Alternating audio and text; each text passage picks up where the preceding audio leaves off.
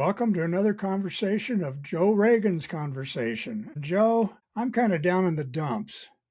You know, I did It's not a, like you. You're usually a very optimistic I person. know I'm not, I know, but I've done a couple of research things for the Twin Cities in Minnesota, and unfortunately, I don't like what's going on there. They're scaring the crap out of the people. And I watched today where an ICE agent was asking where the Hmongs were. I don't know if he's familiar with the Hmongs are, but we fought and paid for them in Vietnam, and they're killers. They are killers. So I think that's one demographic they don't really want to piss off. Well, I think it's safe to say that the vast majority of Americans are seeing what's happening, not just in Minneapolis, but across the world or across the country, and are really unhappy with the way that this administration is moving, is I would say executing policy, but it's not even a policy that's being executed. I mean, this really is just a complete attack on American civil liberties on all levels. And of course, last week we saw the literal murder of an innocent woman in the middle of the street. Did you And know she's from Colorado Springs? I did. In fact, unfortunately, I was not able to make it. There were two protests over the weekend. I was able to make it to both of them. The students at Coronado High School, where she Okay. went, Okay. also did a walkout on Monday afternoon. And unfortunately, because of a kid pickup duty, I could not make it over to Coronado and back in time. So I was not able to support the students at Coronado for their expression of dissatisfaction with what's happening in our country and how ICE really has been moved from a pretty much what used to be a desk jockey job of focused on border patrol and ports of entry, and now has really become a nationalized police force that operates outside the scope of the law. They don't utilize due process. They don't utilize these sorts of rights that most of us would expect to have when in dealing with law enforcement. ICE is not a law enforcement entity. They are a Customs and Border Patrol entity, and they do not follow the same sets of laws. And that is the way that this administration has sought to overcome and defeat really the very basic principles of American life. The First Amendment, the Second Amendment, Fourth Amendment, Fifth Amendment, you name it, right? By utilizing ICE. And, this was really timely that today I was actually reading an article, and I didn't get to finish it, but the premise was it was a reporter who wanted to understand the hiring process of ICE. And so what they did is they kind of put together a pretty hasty resume, went to one of these ICE hiring events and thought, hey, this really isn't much. I mean, if you Google my name, you'll see that I'm a liberal reporter that really despises ICE, and there's no way they're going to hire me. And essentially what this person said was after, of course, about 4 minutes, he was offered a job with ICE, despite the fact that he had zero qualifications in law enforcement. And this is something that I've really been struggling with, and I know many people have. In talking to our friends and neighbors across the community over the weekend about this, I know people are very upset, and rightfully so. But I also want to kind of cue in, because many of the people in our community, of course, are in the military. Many of us are familiar with how you would approach a vehicle, how you handle a firearm, how you handle a situation. And what really stuck out at me is from the very beginning, it really seemed like this officer that shot an innocent woman had no control over the situation. And everything from the way that he handled the firearm to the way that he handled the situation to the way that he moved really just stuck out at me as this is someone that does not know how to be a police officer. And at first I was kind of quiet about that because it was really me just observing the movement part, like how does this person move? And then slowly we've seen more and more senior law enforcement officers, to include the chief of police in the city of Minneapolis, that has come out and said, what happened here was completely preventable. Anybody that knows and understands police procedure could see the way that these raids are being executed is just asking for innocent people to be hurt and or killed. And it's happened. And it's going to happen. And the sad thing is it's going to happen again. And so where I know a lot of anger is being expressed towards the actual shooter himself, let's not forget that so in the military, we call this, let's move to the left. Let's figure out from a timeline perspective, not just what happened. We have video evidence of what happened, and that's pretty clear. And again, you can go back and look at any number of law enforcement officers that have dissected this and so talked about how this was epically wrong on so many levels. But now let's go back, because beyond that moment in time, there were so many other mistakes that have occurred that this situation should have never happened in the first place. And so, for one, not 2 months ago, I believe, that this same officer was involved in a similar altercation where he actually was dragged by the vehicle. So there could have been an element of post-traumatic stress involved with this environment where he is recognizing a similar situation and responds overly aggressively because of course, the last time that this happened to him, he was dragged and required 30-something stitches. And so probably when we look at that and if you were to do a proper line of duty investigation, it would probably come to the conclusion that this is someone that is not mentally sound enough to be back on the streets doing this sorts of operation. And that conclusion is furthered by, if we go even further back in time, we look at this person's history, pretty much the majority of his time in Customs and Border Patrol was spent as a desk jockey.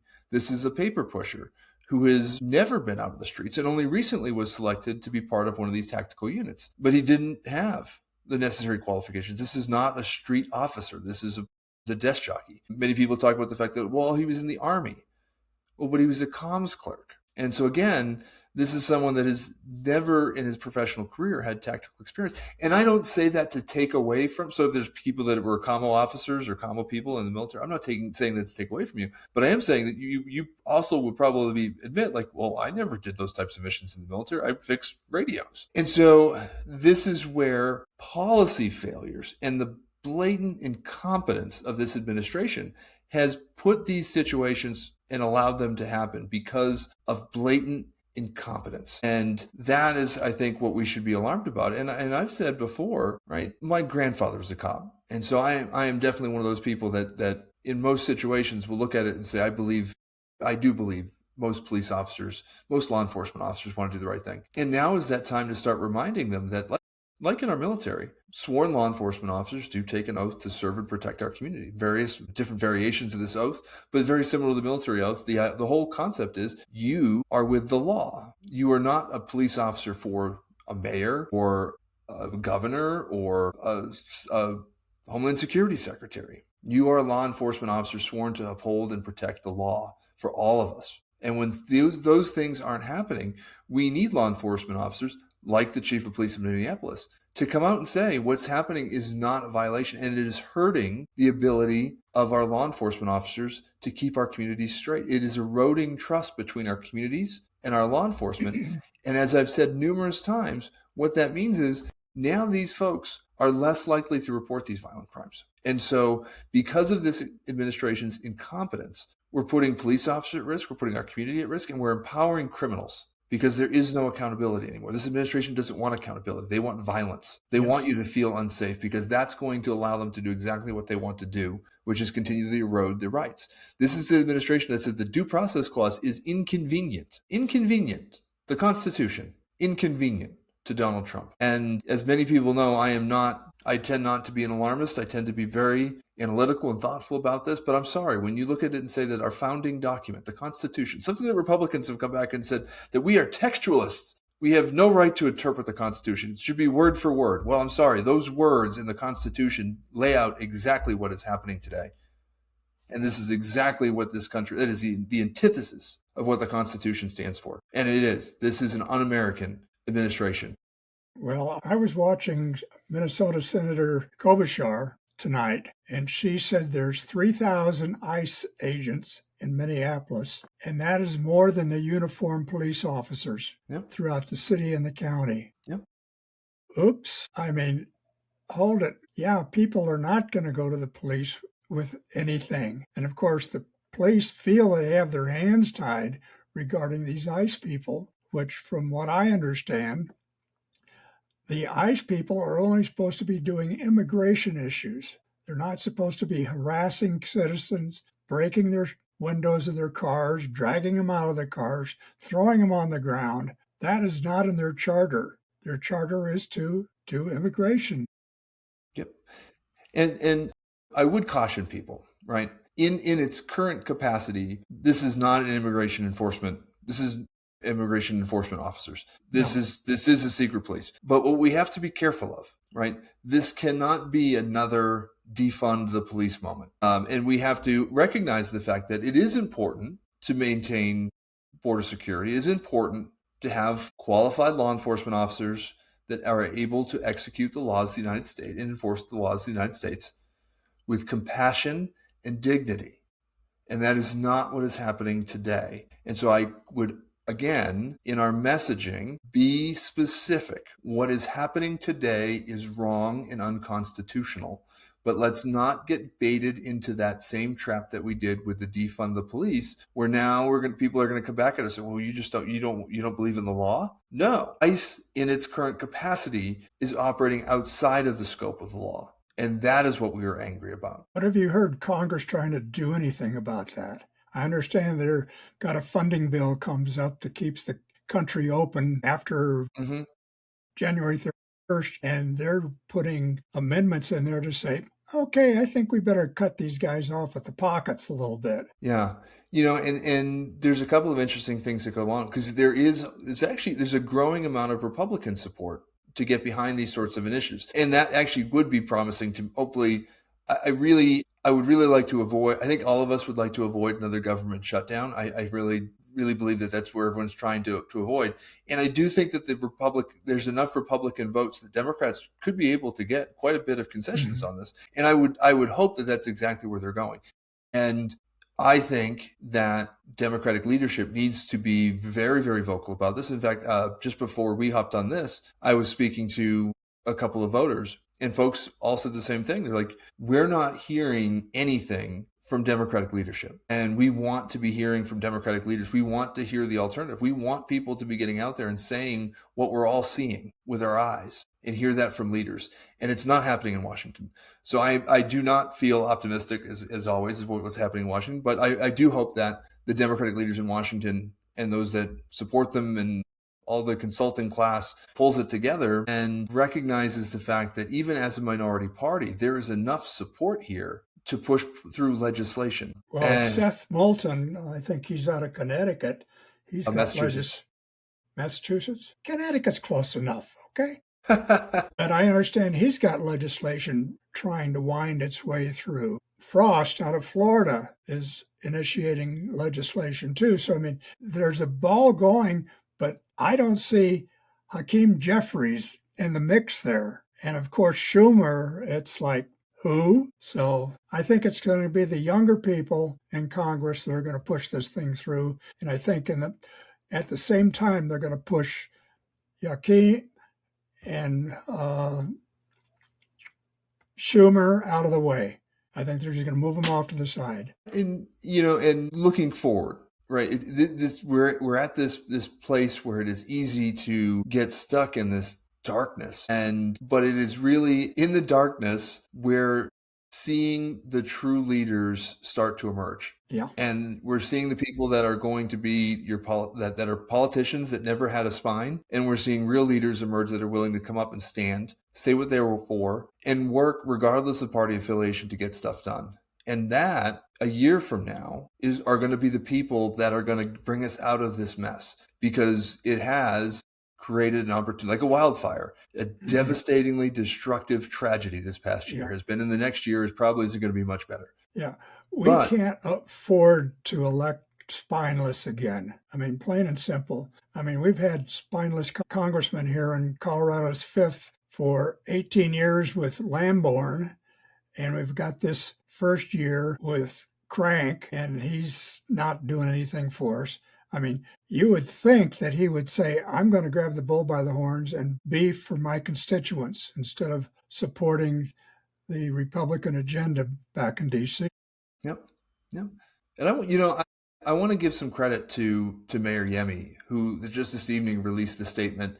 I wish it was a stronger statement, but the fact that the mayor has come out and talked about the fact that the Colorado Springs Police Department is not going to be supporting ICE operations, or they will be enforcing laws regardless of immigration status, I think was his exact words. I appreciate that. And I think this is another thing to start looking for across the country is the city officials, the mayors of cities, whatever your town organization might be, whether it's a mayor or you have a executive council or whatever it might look like.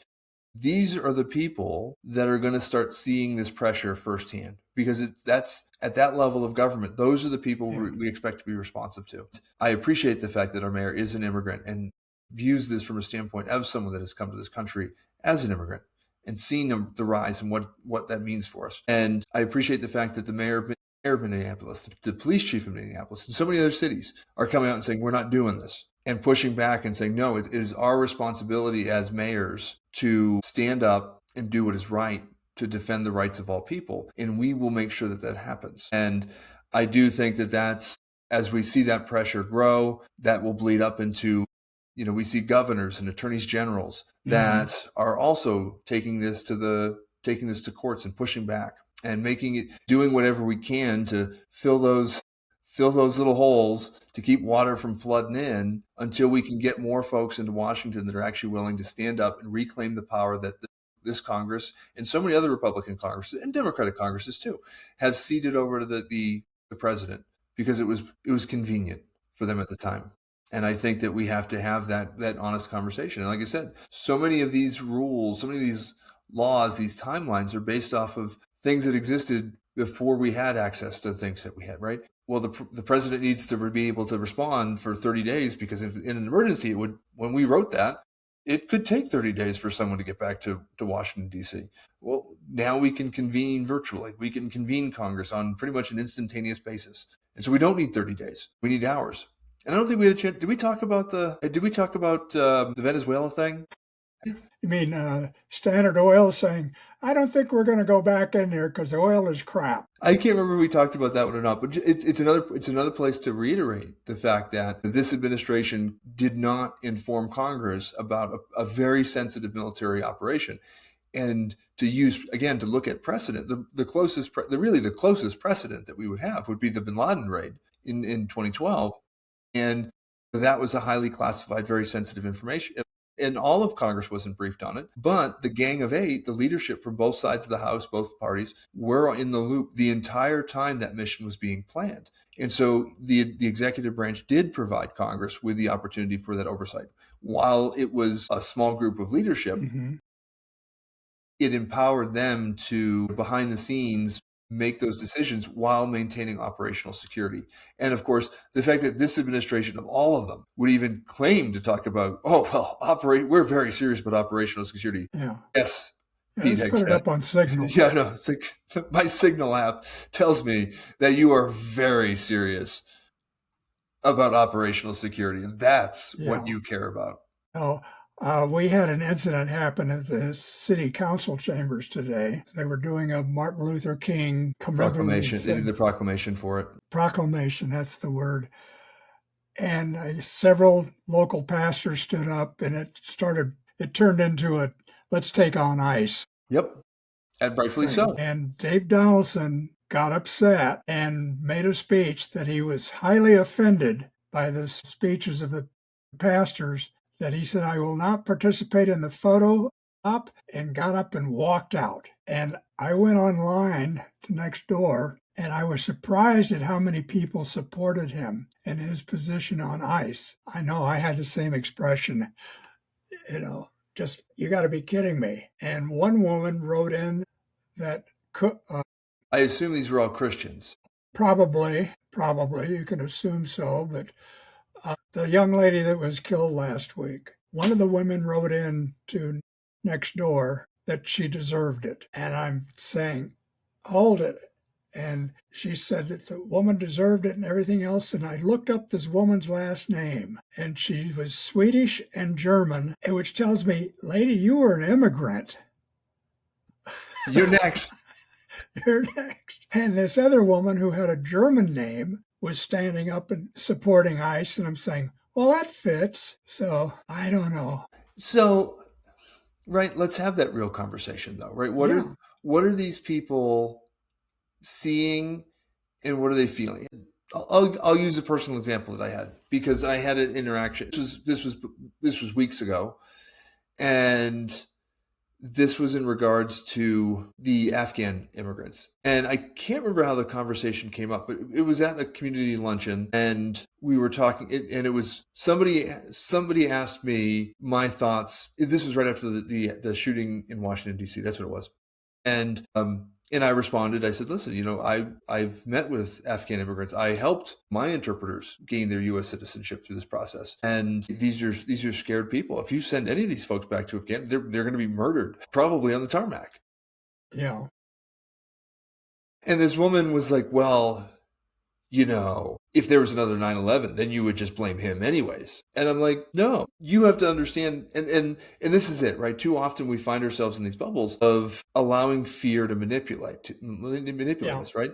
And right, all of us are upset. Of all people, I'm certainly upset that a National Guard soldier lost their life. Another one was severely injured in this shooting. But I also can dig into it and say, and I can feel sympathy and empathy for the families and those individuals that are affected by the shooting from the Guard side. But I can also view that, and again, shifting to the left and saying, what happened to this person? Mm-hmm. How did this person get right? Christine Ohm even said, well, this person was radicalized here. Okay, how? Why? Who? And then we start to break this out that it wasn't some Islamic extremists that were trying to make this person into an extremist. It was the fact that he felt the pressure of facing deportation, having a hard time finding a job, all these different things that put him into this impossible crisis that, again, he will and should be held accountable for his actions. That's not a question. But as a society and as policymakers, we should be thinking, how did this person get to this point? And could we have stopped it?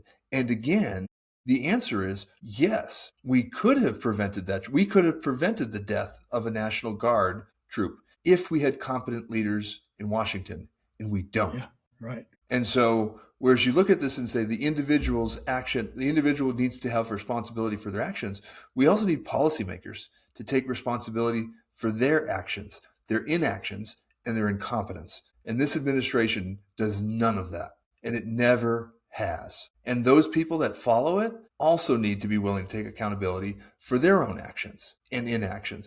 Because no one's trying to say that we're sympathizing with people that commit crimes. That's not what we're saying. We're saying they should be held accountable. And let's look at how we can prevent this. Let's see how we can prevent more violent crime. Let's actually keep our communities and our streets safe, because this administration is doing the exact opposite. And oftentimes it is these people being manipulated by fear to think this way. And I feel bad for those folks. I feel bad for someone that goes about their life thinking that because there's a brown person next to me, that this person must be a threat to my safety. And that's the reality. That's exactly how this administration has pitched this. And I just can't imagine living my life that way. And I feel sad. I feel sad for people that have that view, that sat there and support an elected official who walked out on a proclamation supporting Martin Luther King Day, a man who stood up for all rights, right? The civil rights movement wasn't about rights for just one people. It was about we all deserve these rights. Right. Yeah. I would say it boggles my mind, but then again, it doesn't.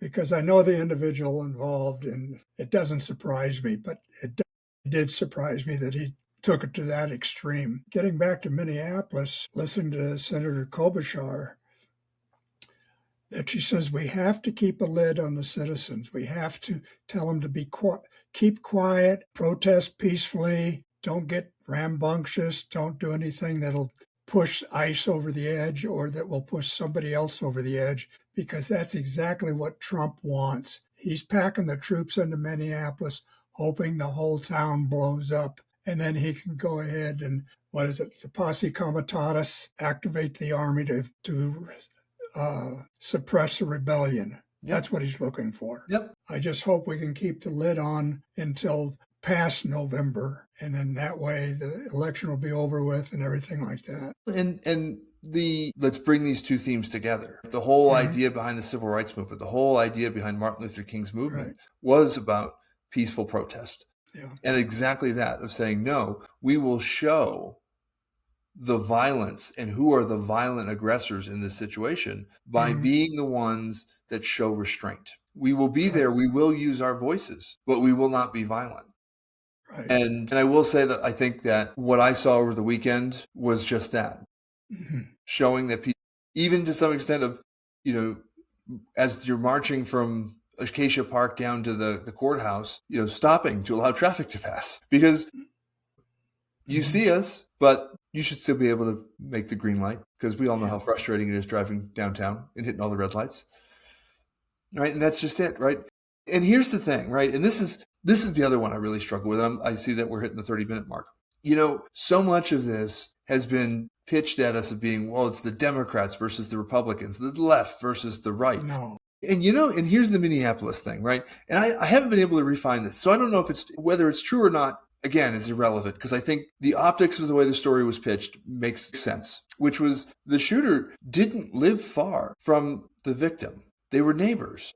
When you think about what's really happening in this country, it is about the rich versus the rest. And where the people that should be most fearful about this is the fact that when you look at law enforcement officers, they're our neighbors. They're more our neighbors than guys like Donald Trump and the rich people the billionaires that exist in his cabinet and all the people that are advising him. And what would terrify me is the idea of when we sit down and look at this together and say, hey, guess what? I have more in common with these law enforcement officers than I do with Republican Party leadership. Maybe I should go along with these other people, because it turns out that these people that I'm trying to arrest look a whole lot more like me than Donald Trump does. Yeah. And that's the message as protesters we get to be the lead on, is look at these officers and recognize that.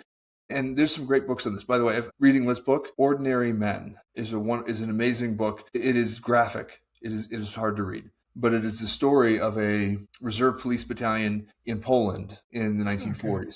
And it talks about the conclusions of the book, because they did this whole analysis on this, and identifies that it's essentially really only 10% of the Germans were like real, true believers. And the vast majority of folks were kind of just going along with it, which is not meant to be forgiveness, but it's meant to say, hey, where we're at today, let's isolate the 10% that are actually believe in the nonsense that the Trump administration is talking about. Let that 10%, let's highlight who they are and recognize that the other 90% of these police forces are like us and think the same way that we do. And they see what's happening and the violations that exist and how these policies are hurting our communities. They belong on our side. Let's get them there now. Yeah. Well, I have to make an observation. I got a blurb from Jeff Crank about VA clinics, mobile VA clinics. I couldn't get over this thing. And his team was going to be staffing these VA clinics. And they weren't in Colorado Springs, believe it or not. They were in other towns, Fountain out at Falcon, which is basically out there, it's county. And I'm saying, well, is Jeff going to be there? No. No. And I'll say this. I applaud the thinking, because when you look at like communities like Monument and Falcon and Fountain, it is a struggle for those folks to get access to VA resources. Especially if you don't have a vehicle. It's nearly impossible. I mean, try going from Fountain to get to any VA facility by bus. It's not. So I applaud the effort to proactively move VA resources into these communities to increase access for veterans in underserved communities to get access to the benefits that they've earned. However, you may know this, Gary, I'm kind of tied into the veteran service thing that happens around town. I'm shocked. That? Yeah. I am absolutely shocked. Yeah. I would have never thought you would be tied into the veterans. Not a single veteran service organization in the region was told about this. That really hurts. No one in the VA was tracking it that I know of. The county veteran service officers, none of them that I have talked to were aware this was happening. So, and the only place that I found it advertised was actually through Jeff Crank's email. It's not even on it. Like last time I checked, it wasn't even on his calendar. So unless you actually get Jeff Crank's newsletter, you would not know these things are going on. Yeah. And I had it on my calendar because I was curious as to what resources were going to be there. I did not make it up to Monument today to check that out. But I don't know who would be there to do it. And my public service announcement is, if you have a challenge with your getting access to VA benefits, contact the El Paso County Veteran Service Office, and they have several satellite offices around it. You can do a lot of this by phone. And if you have any problems with those benefits, you can call those veteran service officers, the county veteran service officers. They're amazing people. I work with all of them. They're great, and they can help navigate those resources. And of course, you have a number of nonprofits, Mount Carmel, Military Home From Network, all of which can help support veterans that need access to any sort of care. And pretty much all of them can do that stuff on phone. Okay, Joe, now's the time to toot your own horn. So if you want real leadership and want to support me, we're coming into the final, believe it or not, we would call this the final stretch. Beginning of March, we have caucus. We'll go right into primary. We are actively out there canvassing for signatures to get me onto the ballot. And we're going to caucus and do signatures. And that's a whole different conversation. ReaganForColorado.com, Reagan for Colorado on all the social channels. Please follow us. Please check it out. And you can donate to the campaign, because at the end of the day, I am running against a multimillionaire, and I am not a multimillionaire, and could really use some financial support to help this campaign get in front of voters and make sure that we put someone that actually cares about our community into office. Okay. Don't forget YouTube. It's on YouTube too. Yep. And Gary posts these podcasts there. I think you have a separate YouTube channel for our podcast, right? Yes. And so then we cross post that we put the shorts onto my campaign reels as well. Right. Okay. Thank you for listening to another conversation with Joe Reagan. And Joe, you've already had the last word, so we're just going to cut you off right here. See you, Gary. Okay. Thank you.